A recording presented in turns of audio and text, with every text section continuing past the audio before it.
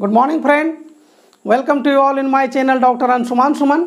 आशा करते हैं आप लोग सभी स्वस्थ और अच्छे होंगे और अपने लक्ष्य के प्रति एकाग्र होंगे। मित्रों, सामाजिक आंदोलन के क्रम में ही हम आज पुनः मुस्लिम समाज में जी का अगला सुधार आंदोलन के रूप में देवबंद आंदोलन को पढ़ेंगे। पिछली 2 वीडियो इनके बारे में मुस्लिम सुधार आंदोलन से संबंधित हम बना चुके हैं। एक बहावी आंदोलन और दूसरा हमने अहमदिया आंदोलन को पढ़ा है। मित्रों, आप लोग उनको भी देख सकते हैं, मेरे डिस्क्रिप्शन में उनका लिंक है, आप उसको भी पढ़ लीजिए तो इसको समझने में बहुत ही आसानी होगा। आप देखेंगे कि आप कई बार इन सारे तथ्यों को पढ़ने की कोशिश किया और कुछ चीज़ें याद रहा और कुछ चीज़ें भूल गए। हम आशा करते हैं कि आपको ये वीडियो पढ़ने के बाद अब सब एक के साथ एक जो है एडजस्ट होते चले जाएंगे और आपकी मेमोरी में वो बहुत दिनों तक रहेगा। वो हम इसी प्रकार से इसको हम फ्रेम भी करते हैं। तो चलिए, बहुत ही कम समय में इसको हम देखेंगे। देवबंद आंदोलन, बंद मतलब बंद, माने इनका जो ये था, एक प्रकार से कह सकते हैं कि इसको माइंड सेट करिए कि ये बंद था, ओपननेस इसमें नहीं था, ओपननेस नहीं था, प्रगतिशील ही नहीं होगा। बस इतना सा माइंड सेट करना और उसके बाद आगे पढ़ना है। तो देखिए कैसे पढ़ेंगे। जब ओपननेस नहीं है, बंद है, तो इसका मतलब है कि पारंपरिक मुस्लिम विद्याधारक जो उलेमा अपनी परंपरा को ज़्यादा तजब्बो देते थे, जो अपनी परंपरा से ज़्यादा अटैच थे, सटे हुए थे, उसने इस आंदोलन को चलाया था। 1867 में ये आंदोलन प्रारंभ हुआ था। तो हमने पहले देख लिया कि ये अपनी पुरानी परंपरा को ज़्यादा जो है तजब्बो देते थे, उसको फोकस करते थे। हालांकि ये मुसलमानों में पुण्य जागरण आंदोलन कहलाता है। मुसलमानों के लिए पुण्य जागरण था, उसके समाज में सुधार के लिए किया गया था। कैसे सुधार था, उद्देश्य क्या था, हम लोग आगे देखेंगे तो एकदम क्लियर हो जाएगा। इसके जो नेतृत्वकर्ता थे, यहाँ से आपको नेट में भी कई बार प्रश्न पूछे गए हैं, यूपीएससी में यहाँ से प्रश्न पूछे हैं और बीपीएससी इत्यादि में कई जगह प्रश्न पूछे गए हैं। तो ये बहुत इंपॉर्टेंट याद रखिएगा कि देवबंद आंदोलन का जो प्रणेता था, उसमें प्रमुख जो थे मोहम्मद कासिम ननौतवी एवं दूसरे नंबर पर रशीद अहमद गंगोही। ये 2 महत्वपूर्ण थे। इसका अगला भी हम देखेंगे, कुछ नेता था, लेकिन ये 2 महत्वपूर्ण नेता हैं देवबंद आंदोलन के। ठीक है, ये देवबंद आंदोलन जो है कहाँ से प्रारंभ हुआ अगर पूछा जाए, हमने अहमदिया आंदोलन के बारे में पढ़ा था। मित्रों, आप कमेंट बॉक्स में हमको लिखकर बताइएगा किस राज्य में अहमदिया आंदोलन प्रारंभ हुआ था। ठीक है, तो देवबंद आंदोलन आपको बता दें उत्तर प्रदेश से प्रारंभ हुआ था। देवबंद जगह है सहारनपुर जिला में। ठीक है, तो ये क्लियर हो गया। अब जब हम इसका उद्देश्य देखेंगे तब पता चलेगा ये आंदोलन बेसिकली था क्या। तो चलिए उद्देश्य को देखते हैं। इसका सबसे प्राइम जो उद्देश्य था, प्रमुख उद्देश्य था कि धार्मिक नेता तैयार करना। धार्मिक नेता तैयार करना, ठीक है। तो धार्मिक नेता बनने के लिए प्रशिक्षण देता था। कुरान व हदीस की शिक्षा, शुद्ध कुरान और हदीस की शिक्षा दिया जाता था।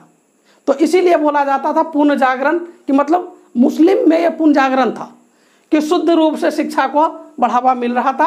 और तीसरी बात जो सबसे इम्पोर्टेंट, अब हम इसका रिलेशन हम करेंगे अहमदिया आंदोलन जो हम लोग ने पढ़ा था, उसमें हमने बात किया था अहमदिया आंदोलन समन्वय स्थापित करने में सक्षम था। वहाँ जिहाद की नारा नहीं था, लेकिन इन्होंने विदेशी शासक के विरुद्ध जिहाद का नारा दिया। तो मित्रों, जब हम पढ़ते हैं और जब आप हमारे साथ पढ़ रहे हैं, तो यही चीज़ हम लोग को कनेक्शन करने के लिए सीखना है और तथ्यों को जोड़ने के लिए सीखना है। तब जो है कन्फ्यूजन भी आपका कम होगा और एक बार जब आपका स्पष्ट दिमाग में समझ में आएगा तो फिर दोबारा जो है बहुत देर तक मतलब उसको आप याद रख पाएंगे, बहुत दिन तक आपका परमानेंट मेमोरी में रहेगा। तब जिहाद का जैसे प्रश्न आता है तब सोच लीजिए, अहमदिया आंदोलन सामंजस्य स्थापित करता था, जिहाद को नहीं मानता था। ये देवबंद आंदोलन जिसका दिमाग बंद था, हमने एक प्रकार से समझने के लिए बात बोले हैं। तो आप मन में एडजस्ट कुछ ऐसे शब्द करिए जिससे कि आपको हिंट मिले शब्द के साथ ही। तो देवबंद मतलब हो गया कि इनका प्रोग्रेसिव नहीं था, तो इसलिए ये जो है पुरानी परंपरा को भी मानता था, अपना धार्मिक नेता तैयार कर रहा था, जिहाद का नारा दिया। उद्देश्य में आप लोग देख लिए, अब आपको कोई दिक्कत नहीं होगा, देवबंद को समझ पाएंगे आप। विरोध, ये किन किन चीज़ों का विरोध किया ये आंदोलन, तो स्वाभाविक बात है कि ये जो है परंपरा से सटा हुआ था, तो अंग्रेजी शिक्षा का यह विरोध किया। आप लोग को देखिए एक ही बात से समझ में सारा बात आया। जैसे बंद की बात की है ना, तो वहीं से सब कुछ आपको याद रहेगा, कुछ याद करने की जरूरत नहीं है। पश्चात संस्कृति, पश्चिमी सभ्यता संस्कृति, वेस्टर्न कल्चर, जब वो अपनी परंपरा में स्ट्रिक्ट है तो वो वेस्टर्न कल्चर क्यों मानेगा, तो ये दोनों का विरोध किया। उसके बाद अलीगढ़ आंदोलन का उन्होंने विरोध किया।